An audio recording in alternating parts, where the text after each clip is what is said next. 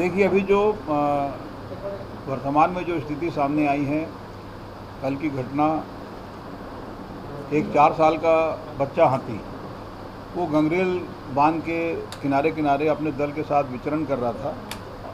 One विभाग के कर्मचारी उसको फॉलो कर रहे थे। वहाँ पे एक कुरकुट्टी गांव है। कुरकुट्टी गांव के पास वन विभाग के सारे कर्मचारी थे और वो इस बात की निगरानी कर रहे थे कि हाथियों का दल इस तरफ गांव की तरफ ना आ जाए। रात भर वो आए नहीं। सुबह 5 बजे पहाड़ी पे चढ़ गए और पहाड़ी में चढ़ने के बाद जब सुबह उनको निगरानी दल उनको फॉलो करने की कोशिश किया तो उन्होंने पाया कि गंगरेल बांध के कीचड़ में, दलदल में एक बच्चा हाथी 4 साल का फंस गया है। और एकदम सीधे जब भी वो सामने से ऐसा बैठते हैं तो ये हिस्सा उनका दबता है और उसके कारण सांस लेने में तकलीफ़ होती है। छाती के बल दलदल में गिरा था, इसलिए सांस लेने में तकलीफ़ हुई और उसकी मृत्यु हुई है। उसका पोस्टमार्टम किया गया। उसके बाद 2 घंटे के भीतर 7 बजे घटनास्थल पे वरिष्ठ अधिकारी सब पहुंच गए और वो आगे की कार्रवाई कर रहे हैं। दूसरी घटना धर्मजयगढ़ वन मंडल, यहाँ से धर्मजयगढ़ से 20 किलोमीटर दूर गांव पंडरी पानी, यहाँ पे एक हाथी की करंट लगने से मृत्यु हुई है। एक किसान बिजली के खंभे में जो बिजली के खंभे से अवैध कनेक्शन लेके और खेती किसानी का काम कर रहा था पानी खींचने के हिसाब से, तो हाथियों का दल पहले पहाड़ में विचरण कर रहा था। उसमें एक हाथी नीचे उतरा और वो इसके चपेट में आ गया, जिसके कारण उसकी दुर्घटना स्थल पर मृत्यु हो गई। इसका भी पोस्टमार्टम किया जा रहा है। एक हाथी जिसकी तबीयत बहुत ज़्यादा ख़राब थी, जिसको ग्राम कटरा डेरा वन मंडल कोरबा, तो इसको इलाज किया जा रहा है और ये भी छाती के बल बैठने के कारण सांस लेने में तकलीफ़ हुई। गांव वालों की मदद से उसको सीधा किया गया, तो एक तरफ लेटाने से फिर सांस लेना प्रारंभ हो गया और उसका उपचार किया गया। उसको जब खिलाए तो खिलाने मतलब उसको गुड़ वगैरह खिलाए और जो उनको चिकित्सकों को लगा, खिलाने के बाद उसके पेट से कीड़े निकले बहुत बड़ी मात्रा में और अभी लगातार 2 दिन के प्रयास के बाद वो खड़े होने की कोशिश किया। एक बार खड़ा भी हुआ है, तो ऐसा लगता है कि अब इलाज के बाद वो स्वस्थ हो जाएगा।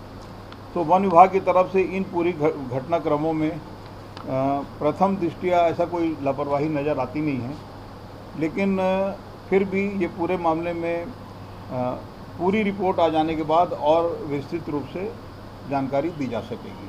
अभी तक ये 7 दिनों में 5वीं मौत है सर, और एक जो है वो मौत के बीच में झूल रहा है, जो कोरबा वाला मामला है। ये लापरवाही नहीं लगती? आखिर अचानक ऐसी चीज़ें क्यों हो रही है? देखिए, जो इसके पहले 3 मामले में तो वन विभाग ने बड़ी कार्रवाई की है। वहाँ के फॉरेस्ट गार्ड को, वहाँ के डिप्टी रेंजर को, वहाँ के रेंजर को, वहाँ के एसडीओ फॉरेस्ट को निलंबित किया गया। मेन कारण ये था कि जो समाचार पत्रों के माध्यम से, इलेक्ट्रॉनिक मीडिया के माध्यम से जानकारी प्राप्त हुई कि 4 दिन के बाद हाथी के बारे में वन विभाग को जानकारी लगी, तो इसको बहुत ही गंभीरता से वन विभाग ने लिया और गंभीरता से लेने के बाद इनके खिलाफ कार्रवाई की गई। जहाँ तक ये जो 2 घटना अभी जो वर्तमान में कल वाली जो घटना है या आज सुबह अपन उसको कह सकते हैं, तो इसके लिए प्रथम दृष्टया वन विभाग की जिम्मेदारी दिखती नहीं। हाथी का दल पहाड़ के ऊपर है, उसमें से एक उतरा और ऐसे स्थान पर चला गया जहाँ बिजली का तार था। तो जब पूरा विचरण जहाँ होता है वो हाथी को वन विभाग उसको फॉलो करता है, उसको मोबाइल के जरिए सूचित करता है कि भाई हाथियों का दल इस तरफ आ रहा है। तो ऐसी कोई घटना इसमें थी नहीं।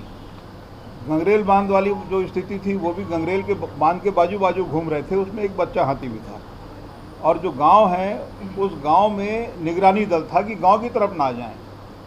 तो इसलिए अब ये जो भी घटना घटित हुई है तो बाकी पोस्टमार्टम के बाद और विस्तृत जानकारी इसमें दी जा सकेगी, लेकिन प्रथम दृष्टया मुझको ऐसा लगता है कि वन विभाग को हर मामले में दोषी नहीं कहा जा सकता। ये कॉलर आईडी जो हाथी पर लगाई है उसको ट्रेस किया जा सकता है, तो इस तरह की व्यवस्थाएं नहीं है कि जो विचरण कर रहे हैं हाथी अलग अलग वन मंडल में, वन क्षेत्र में, तो अगर कॉलर आईडी लगाओ तो उसको ट्रेस किया जा सकता है? देखो, कॉलर आईडी तो सब में लगाना संभव नहीं है, लेकिन अलग अलग जो दल के हाथी होते हैं उनको कॉलर आईडी लगाया भी जाता है।